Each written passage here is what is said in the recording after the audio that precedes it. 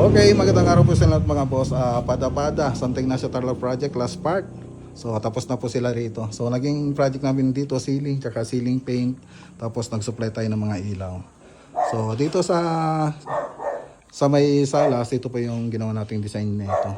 So, aluminum profile. Tapos, yung mga cornice na nilagay natin dito, M16, yung mga simple lang, tsaka yung 45. Tapos, naka PVC ceiling panel siya.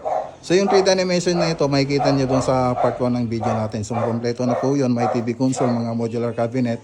So yun yung makikita nyo doon sa 3D animation. So andito yung TV console. Tapos hallway. So dito, ganun din, combination ng PVC tsaka gypsum board. So ang naging ano natin dyan, ceiling. Tapos dito, gypsum board. So makikita nyo din sa 3D animation yung part 1 ng video natin, yung part 1 ng video nito mga boss. Nakikita nyo sa part 1 ng video natin yung 3D animation nito mga boss. So tingnan nyo na lang, i-check nyo na lang po mga boss. So kompleto na po yun, mga interior nya.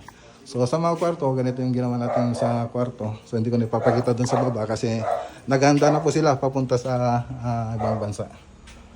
Ayan, Cove Design. Yan, okay. So, yan po yung project natin dito sa Pada-Pada. So, abangan nyo lang po yung mga ibang ipapagawa rito. Ano lang tayo, hintayin lang po tayo ng signal. Magandang araw po sa inyo lahat at God bless.